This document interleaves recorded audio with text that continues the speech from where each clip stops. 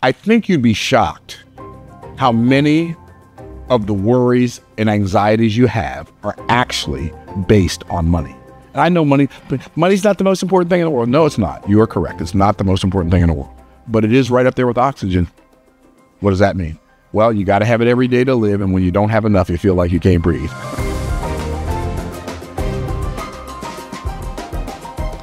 Can I ask you a question?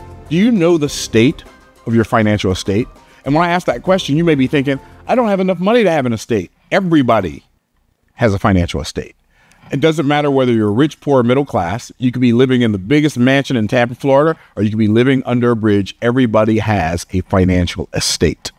Do you know the state of your financial estate? So you say, man, what is an estate? Well, there are two definitions when I Googled it that it came up with. We're going to go with the second one, but I'm going to tell you what both of them are. So an estate, an extensive area of land in the country, usually with a large house owned by one person, family, or organization. We're not going to use that one. That's not the one that's not the estate I'm talking about. This is the one I'm talking about. All the money and property owned by a particular person, especially at death. All of the property and money owned by a particular person. That's the one I want to talk about. So what is the state of your financial estate? So I wrote this book back in 2006. It's called From the Trash Man to the Cash Man, How Anyone Can Get Rich Starting from Anywhere. This book has impacted thousands upon thousands of lives. Okay, so in that book, I taught a concept called How Strong Is Your Financial House? So that concept is the concept I want to share with you today. So when I say everybody has a financial estate, this is what I mean. By financial estate, I mean your perception of money and all things having to do with money.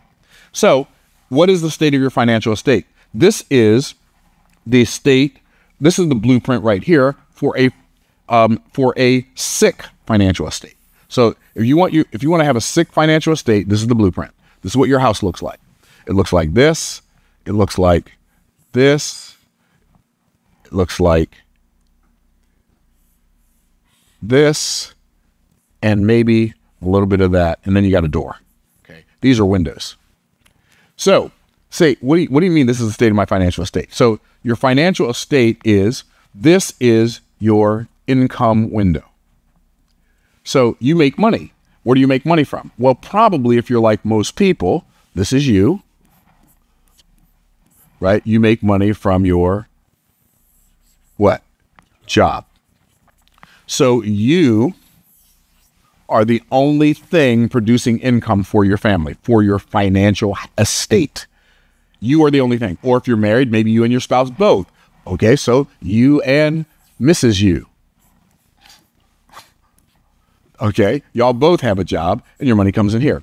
Now, if your financial estate is sick, this is your income window. This is your outgo window. Oops. This is your outgo window. So when your money comes into your income window, it goes out your outgo window in the form of bills. So the reason your financial estate is sick, if it's sick, it is sick because you think the primary purpose of money is to pay bills and every now and then to buy things that you don't need, or maybe some things that you do need. So you think the primary purpose of money is to buy things. So if you think the primary purpose of money is to buy things and pay bills, the state of your estate is you have a sick financial estate. And most people who live like this struggle financially their whole lives. Why? Because they spend every dime out of every dollar out of every 10 out of every 100, every 100 out of every 1,000 goes to either paying bills or buying stuff. You cannot, this is not sustainable long term. This is the state of your financial estate where if this is how you do money, when you die, your family is going to have to take up a crowdfunding campaign to like have a funeral, like either to cremate you or to bury you.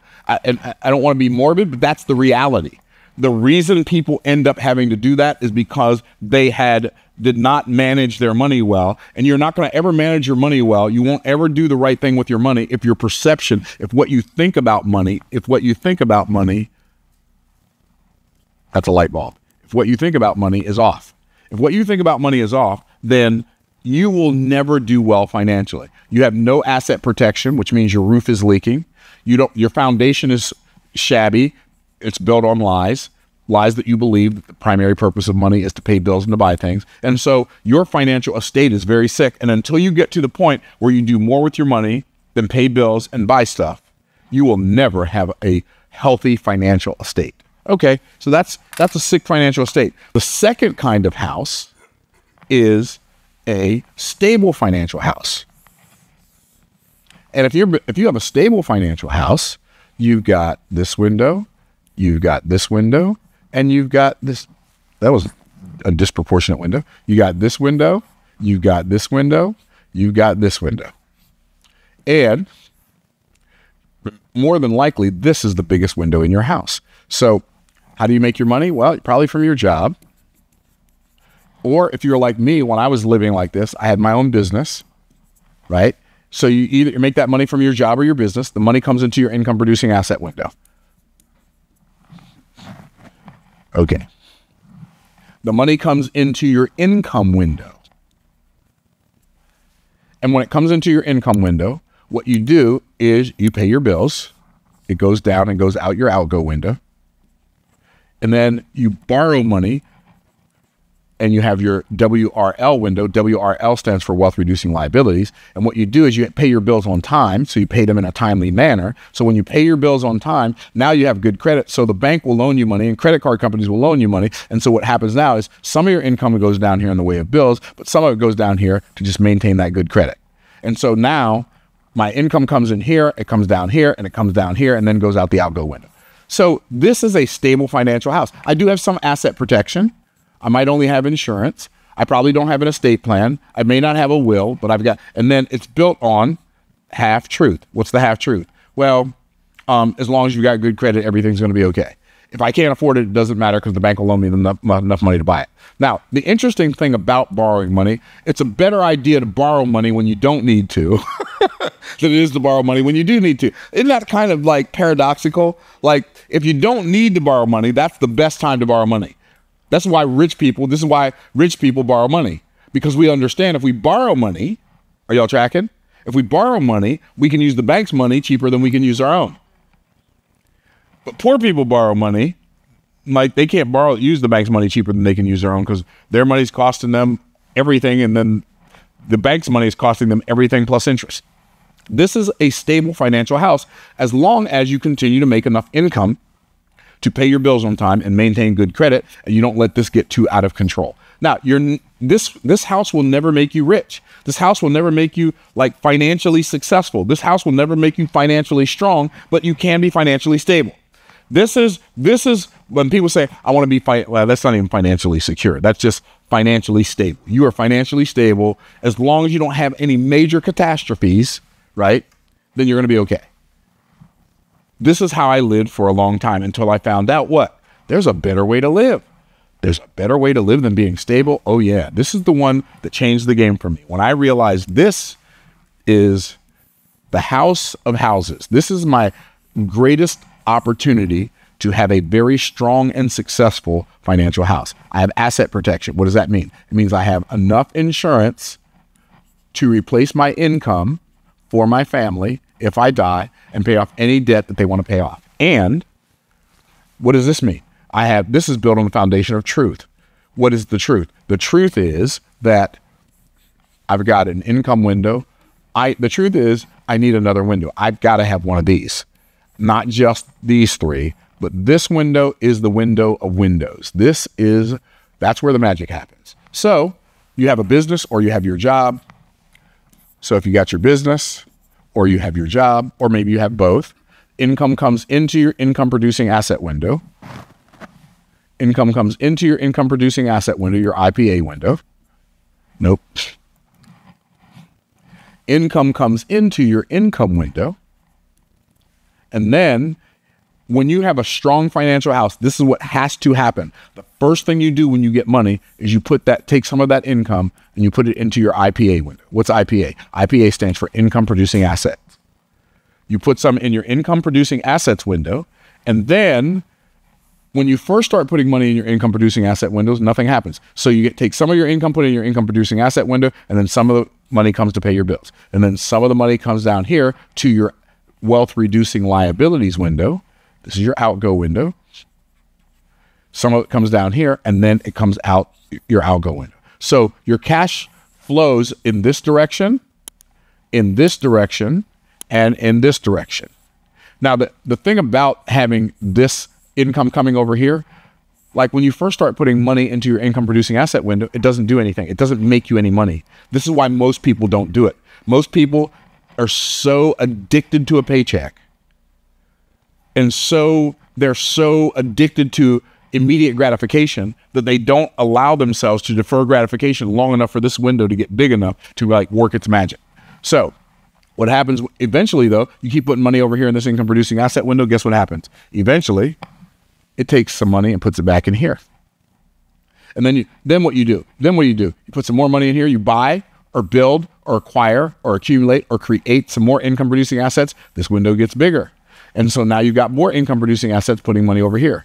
So I've got Trash Man to Cash Man. That book makes me anywhere from $8,000 to $12,000 a month. I've got B.O.S.S Moves. That book makes me anywhere from $18,000 to $70,000 a month. I've got my Make More Offers Challenge funnel. Just tickets make us between $80,000 and $110,000 a month. These are all income producing assets. And then once you have an income producing asset window that's really, really big, eventually it puts all your income back over here. It pays all of your bills and pays off all of your debt. The objective is to get this window to be the biggest window in your house. And how do you get it to be the biggest window in your house? By focusing on it and continuing to put income producing assets in it. Eventually, this window pays all the bills, pays all the bills on time. The business has the credit because all the bills are being paid on time. I max out my American Express card. The income producing asset window pays it off. And then what happens is eventually this window can get big enough to sustain not only you, but you and your legacy. That's the objective. The objective is not making a bunch of money just so I can have a nice car and just so I can live in a nice house in a nice neighborhood. There's nothing wrong with nice cars. I've got nice cars. There's nothing wrong with a nice house. I have nice houses. There's nothing wrong with having nice things and jewelry and art and all that. All that stuff is fine. But that's not the primary objective. The primary objective is to have a income producing asset window that is so big that if your family has to worry about something ever again, money ain't it. Up here, this might look like some insurance, and it'll look like wills, it'll look like an estate plan. All of these things are things that you do because this gives you the ability to do it. I'm telling you, when you live like this, you have a strong, successful financial house. You don't just have a stable financial house where you're paying the bills and maintaining good credit. You don't have a sick financial house where all you're doing is paying bills and buying stuff, but you have a very strong and successful and sustainable financial house that can, if you do this right, this can sustain your family for generations. That's the game changer. And that's how you can know. All you have to do is ask yourself this question: what do I do with most of my money? You want to know the state of your financial estate? What do I do with most of my money? Does most of your money go to pay bills? Or does most of your money go to pay off debt that you used to buy things that you didn't need, didn't really want, and couldn't afford, so you can impress people you don't know who don't even care about you? Or does most of your money go into some kind of asset that can produce more money? Because when it does that, then and only then will you have a strong, successful, sustainable financial house. And in order to do that, it must be built on the foundation of truth, not all of the misrepresented lies that we've been taught to believe all our lives about money. I hope this video helps you. If it shifts your focus like it shifted mine, because when I discovered this in 1999, the trajectory of my financial life went like this. And now I've got way more assets than liabilities. I've got way more assets than bills. I've got way more assets than money is just money. And I don't mean that. I'm not wasteful. That's not what I'm talking about. I don't have to worry about, I don't have to go to the restaurant and read the menu from right to left. Oh, that's a good price. Oh, chicken again. I don't have to read menus like that. And my desire is for you to get to the place where you don't have to read menus like that. And somebody asked me once when I talked about the fact that I bought something, I don't know, maybe it was when I bought my Sprinter van. Somebody said, well, what did your wife think about buying a Sprinter van? Or what did she have to say about it? I said she didn't have anything to say about it. Not because I don't respect my wife. I respect my wife immensely. But because my wife and I are both adults and we don't ask for permission. And I said, if my wife wants to buy a house on her way home, she can show it to me at closing or after closing. Why? Because I trust her that much and she trusts me that much. And it's just money. How many of y'all tracking? By the way, I think you'd be shocked how many of the worries and anxieties you have are actually based on money. And I know money, but money's not the most important thing in the world. No, it's not. You are correct. It's not the most important thing in the world. But it is right up there with oxygen. What does that mean? Well, you got to have it every day to live. And when you don't have enough, you feel like you can't breathe. All right. All right. I'm done with my puns. I wanted to be a stand-up comedian and that didn't work. So here I am. All right. Hope this video helps you. Hope it blesses you. Really get this etched into your cerebral cortex. Heard somebody say that one time. I think it's part of your brain. Get it etched into your cerebral cortex and let it change your life like it changed mine. And we'll look forward to seeing you in the next video. Stay blessed by the best and we'll see you soon. Bye for now.